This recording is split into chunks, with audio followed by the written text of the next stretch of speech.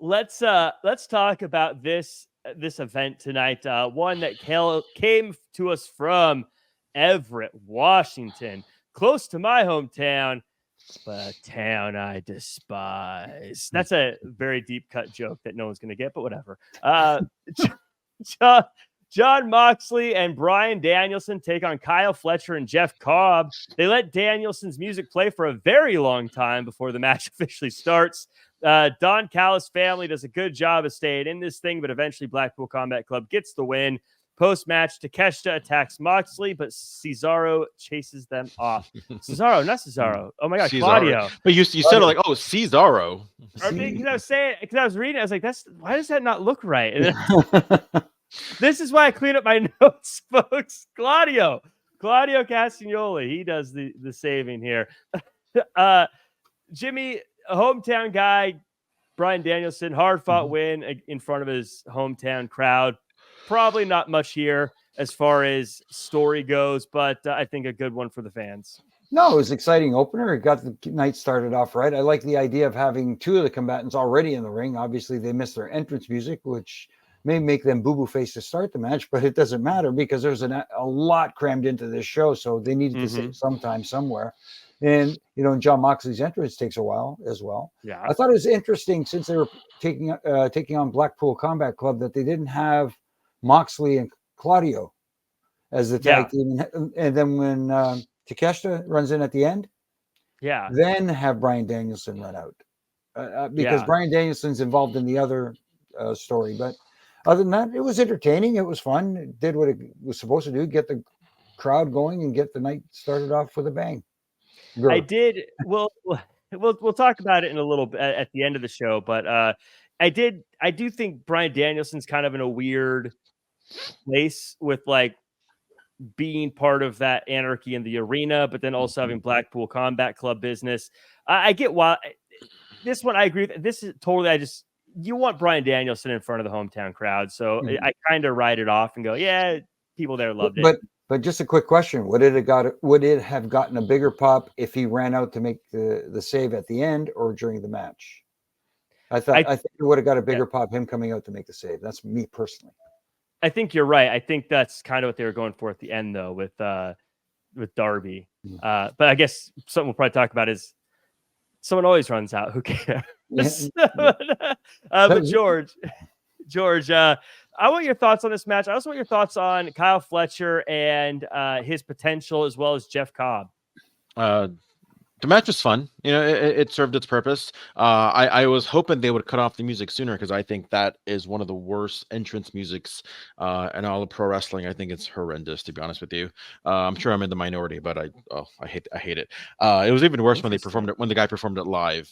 And yeah, I'm sure it's expensive, but he's a billionaire. They need to go Final Countdown every single time. And that way I never have to hear that other version ever again. With that said, Kyle Fletcher, he's got potential, but it's a stop and start thing that kind of happens all in AEW, which I'm not going to get into because I'm just going to ramble on and on. I think he needs a better look, to be honest with you. Nobody's going to question his abilities in ring, but I feel like he needs a more of an identity. As far as I know, Kyle Fletcher is just another great wrestler, full of a company that's full of them. So how are you going to stand out when everyone else is just as good as you are? I think Fletcher has a very, very high ceiling. As far as the look thing goes, I think on its own, his look is fine, but the problem is, and maybe it's because of how he debuted, he looks too similar to Will Ospreay.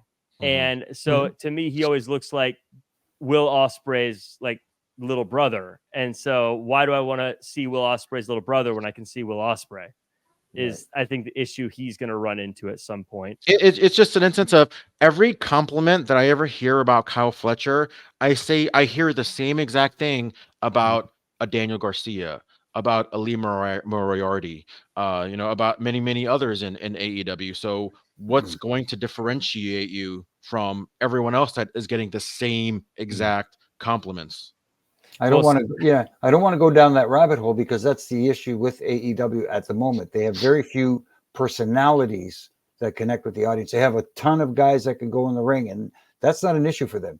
They got a stacked roster full of them. They need guys. It's an old adage. I know we say it, we preach it all the time here, and it's till we're blue in the face. Here's where you make your money. Here's where you make your money, not out there, not out in the in the four between the four ropes. It's yes, obviously you have to be able to go there, but quick question for you: what was Hulk Hogan's big move? The leg drop, of doom. There you go, putting the hand to the ear. The big boot. The pose, yeah. Thank you, brothers. Yes. I always like that at the end. Finish the posing. Thank you, brothers. If you come up with something that good, have you seen his stuff in Japan? Yes, it's phenomenal. He can go. He can really go. He'd shock you. He'd shock a lot of this generation who never saw any of those tapes. It's on VHS, so it's hard to convert over. But and then he came over here and he realized, you know what? I don't have to beat up my body like that anymore. If it works, it does. It works for now. It won't work for everybody, but Secular Belt says, George, if you think Final Countdown is good, you don't get to say what's bad. I like Final Countdown, but I also like the put down, so I'm gonna go on the team of Secular Belt here. I remember on VH1 they had like top 20 worst music videos of all time, and that was like number 1. I feel like Blackpool Combat Club and Cal's family have been feuding forever, and I think I'm ready for them to bury the hatchet one way or the other. I don't know. When Takeshita came out, I kind of rolled my eyes. I'll be honest. I was like, I thought we were over. I thought we were done with this. It's funny that we complain a lot about their long-term storylines, and they don't book long-term. Everything's very run through quickly. And this one's still going on, and we're still complaining because there's no real substance to it. Yeah, it's kind of lost its flair. So we get a video package of what happened at New Japan Resurgence to explain why Eddie Kingston is out of their Anarchy in the Arena match. FTR says they may have a partner to take Eddie Kingston's place. Young Bucks also cut a promo, and they then have a match with Matt Sydal and Christopher Daniels. Of course, the Bucks get the win. After the match, the Bucks fire Christopher Daniels, and Jack Perry dumps a Woo energy drink on Tony Schiavone. Woo, get it at a store near you.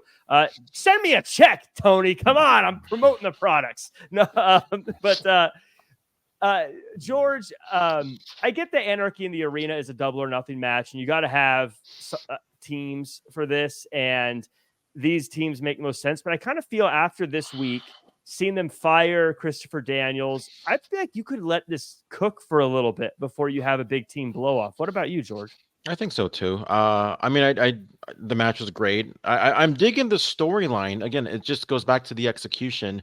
Even with like Jack Perry, he talks too much. I feel like he would get more done if he was on commentary and just sit back, then cross his arm and just sit back and be like, I'm not going to do anything you need me to do, because less is more. You want to know what the most memorable part of that segment was?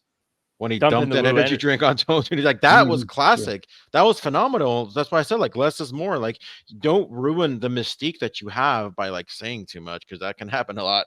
But yeah, with that said, I think it's got a lot of legs. I'm hoping that it kind of builds up to something. Obviously, I don't think they're gonna fire Chris Daniels forever. Maybe it's gonna lead up to something. Maybe something with Matt Sydal. It's got legs. It's just a matter of let's see what they're gonna do with it. Mm-hmm. Jimmy, what say you?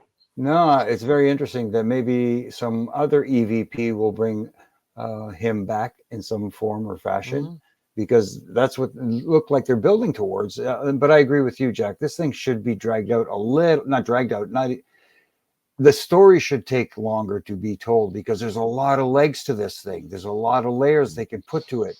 And it feels like a lot of things that they do, they just rush right through. It's like, okay, mashed potatoes, let's go. Just mash them up and throw it out there. Let's go and get it done and over with next.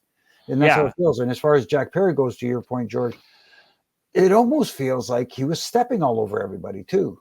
If Taz was still good to go, it almost felt like Taz would have leaned over and put him in a rear naked choke. It's like, shut up! You're talking too much. Don't do it. But here's a story that has legs, but they're going to chop them off by doing a match that should be a payoff match at the pay-per-view that's coming up next week. It's very, because it's very, I feel like if I was writing this story, what you'd want is for them as a team and with their power to sort of one by one pick people off. And then after everyone's been beaten one-on-one, that's when the Avengers come together and go, you know what? We can't do this alone, but if all of us come together, we can fight the Elite. And you have that big kind of comeback moment instead of them just going, well, here's our team. And like, oh, okay. Well, I feel like we just jumped to it's like the Avengers all just went from like the first Iron Man movie right into the Avengers instead of, having them come together and try to see that they can't do it alone. And that story that goes there. I'm going to say I disagree with everybody, by the way. I think Jack Perry has been phenomenal. I loved him. Him dumping the Woo energy drink available at a store near you is was one of the, I totally popped for that moment. I think he's coming off like a total jerk.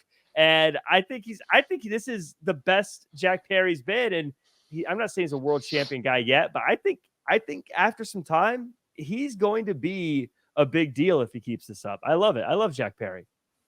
Yeah, he's a dastardly heel that people don't like for all the right reasons. And dumping the drink on Tony Schiavone, I better not say it. I don't want to get heck, I'm going to say it. It was so nasty. It almost washed the dye out of it. So,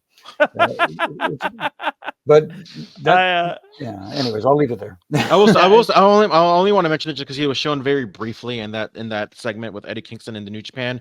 Gabriel Kidd is a freaking stud. That guy's going to go places in this business. I just want to say that.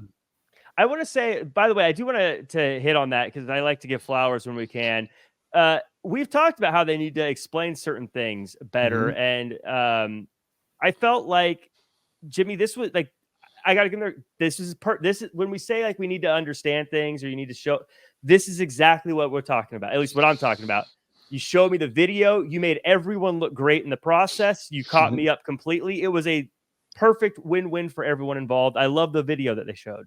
How simple is it? It's almost like we've been preaching this. You have as well, Jack, for how long now? Show little vignettes. Give us a backstory. Tell us why things are happening as opposed to, oh, this is what happened. Let's next and go right into it. It's almost like when they debut new talent, they expect everybody to know what happened. Of course, it got out in the sheets that he got injured.